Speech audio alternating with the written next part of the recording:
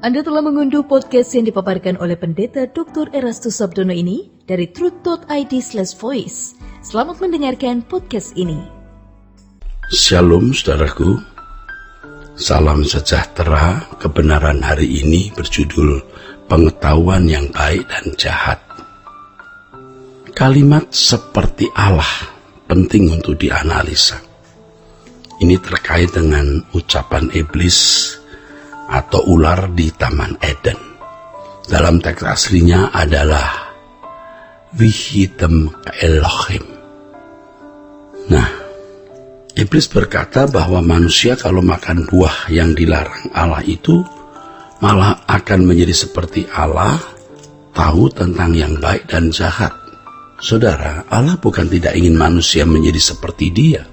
Memang rancangan Allah semula manusia menjadi seperti makhluk yang segambar dan serupa dengan Dia. Tapi tentu saja segambar dan serupa dengan Allah dari sudut pandang Allah atau dari perspektif Allah, bukan perspektif yang lain. Allah mau membuka mata mereka untuk mengetahui yang baik dari perspektif Allah tanpa pertimbangan yang jahat. Tetapi dengan mengikuti bujukan ular yang adalah personifikasi dari iblis tersebut, maka mata mereka terbuka. Mereka memahami tentang yang baik dan jahat bukan dari perspektif dari Allah. Dalam hal ini sangat bisa dipahami bahwa pohon pengetahuan yang baik dan jahat menunjuk filosofi yang bukan berasal dari Allah.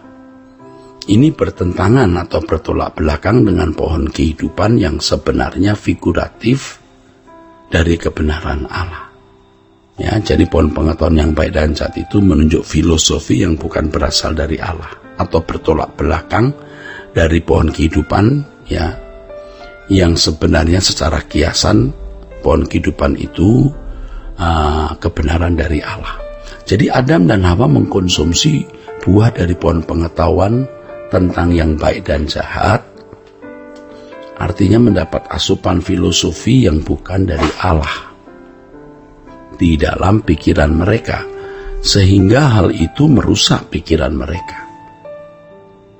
Ya, dalam hal ini Paulus mengatakan, ya, ular itu ofis, ya, dalam bahasa Yunani, nakas dalam bahasa Ibrani, itu dikhawatirkan merusak pikiran Hawa. Dan memang telah terjadi. Dan itu dikhawatirkan Paulus juga merusak pikiran orang percaya atau menyesatkan. Exapatao, deceive, menipu, memperdaya. Kata penting yang harus dipahami dalam 2 Korintus 11 ayat 2-4 ketika Paulus mengatakan, aku khawatir ya, seperti Hawa diperdaya ular, kamu orang percaya juga diperdaya oleh iblis. Jadi ular itu jelas iblis. Nah, ini harus benar-benar kita perhatikan. Kata pikiran itu loh, pikiranmu itu loh, jangan sampai disesatkan. Noema, ya. Noema maksud saya, kata pikiran itu noema yang memiliki pengertian primer sebagai perception, purpose. Juga memang bisa diterjemahkan mind atau thought, pikiran atau pertimbangan pikiran. Aku takut kalau pikiran kamu, ya, noemamu, ya, disesatkan. Jadi sebenarnya noema itu dalam pengertian luasnya suatu persepsi mental, tujuan pikiran yang jahat. Kalau sampai diperdaya oleh ular. Pikiran yang dimaksud Paulus adalah cara mempertimbangkan sesuatu demi tujuan tertentu. Kalau cara mempertimbangkan sesuatu sudah salah, maka tujuan yang hendak dicapainya juga salah. Inilah keadaan manusia yang telah kehilangan kemuliaan Allah karena jatuh dalam dosa, tidak mampu berpikir seperti Allah berpikir. Dan manusia tidak memiliki kecerdasan rohani seperti yang dikehendaki oleh Allah. Di sini manusia gagal untuk menjadi segambar dan serupa dengan Allah. Inilah yang membuat pikiran seseorang menjadi rusak, saudaraku. Nah, kata rusak itu dalam teks aslinya peteiro, corrupt, destroy. Nah, ya jadi bisa rusak. Aku takut kalau pikiran kamu disesatkan sehingga menjadi rusak.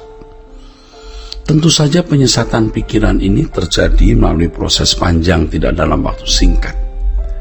Ya, jadi kalau Paulus mengatakan, aku takut kalau pikiranmu disesatkan dari kesetiaan kamu yang sejati kepada Kristus, sama seperti Hawa diperdaya oleh ular, diperdaya melalui pikiran ini kan sama dengan disesatkan itu melalui proses, saudaraku.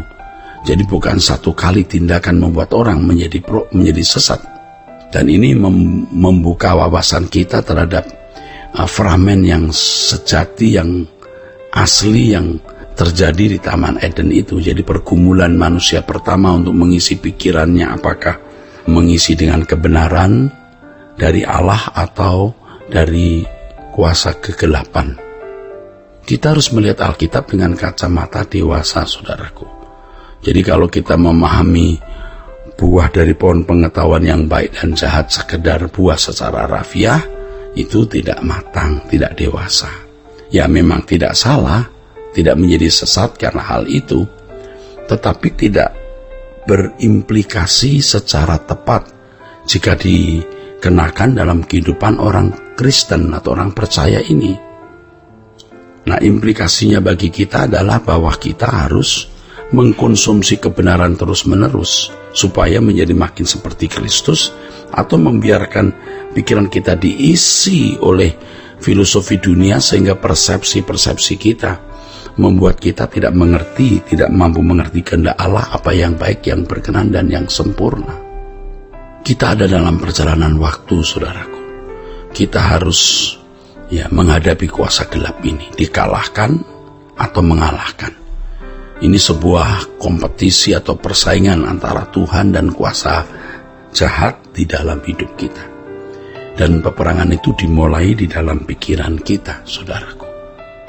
Siapa yang kita beri ruangan besar atau ruangan banyak, itulah yang menang. Ini tergantung masing-masing kita. Kalau seseorang memberi diri dimiliki oleh Tuhan dengan mengisi pikirannya dengan kebenaran firman Tuhan yang murni, ia bisa mengerti kehendak Allah, apa yang baik, yang berkenan, dan yang sempurna. Berarti dia menaklukkan iblis di dalam hidupnya. Dan itu prestasi kekekalan. Nah, oleh sebab itu waktu yang Tuhan berikan ini sebagai anugerah menjadi modal kehidupan untuk mencapai prestasi rohani yang memiliki nilai kekal itu, saudara. Bisa melakukan kehendak Bapa. Allah masuk dalam arena perjalanan waktu bersama dengan kita. Kita harus memperhatikan dan menghargai waktu yang Allah berikan serta kesempatan yang Allah berikan di dalamnya. Tentu pada waktu di Taman Eden Allah juga hadir di tengah-tengah mereka. Tetapi karena mereka lebih memilih untuk mengkonsumsi yang bukan kebenaran, dan akhirnya seperti keturunan Set, melakukan kawin campur dengan anak-anak manusia, artinya keturunan Kain, dan mereka hidup suka-suka sendiri, maka roh Allah undur dari mereka. Dan ini menjadi pelajaran yang berharga bagi kita yang telah menerima meterai Roh Kudus. Kalau kita hidup sesuka-suka sendiri, roh Allah bisa undur juga. Hidup suka-suka sendiri itu bisa mendukakan Roh Kudus, maksudnya memadamkan roh, lalu sampai tingkat menghujat Roh Kudus, di mana seseorang tidak memiliki kepekaan terhadap kesucian Allah, tidak memiliki kepekaan terhadap kehendak Allah, dan tidak pernah bisa lagi hidup sesuai dengan pikiran perasaan Allah. Berarti juga keselamatan yang Allah sediakan gagal dialami dan dimiliki oleh orang tersebut. Jadi keselamatan membuat kita harus segambar serupa dengan Allah, dan Yesuslah modelnya. Tuhan memberkati saudara. Sola Gracia. Untuk berlangganan renungan harian dalam bentuk cetak, silakan hubungi Truth Literatur di nomor telepon 0878 7870 7000. Untuk mendapatkan CD khotbah, MP3 renungan Truth, dan CD album lagu produksi Sola Gracia, Anda dapat menghubungi di hari dan jam kerja di nomor telepon 021 638 60953. Tuhan Yesus memberkati. Sola Gracia.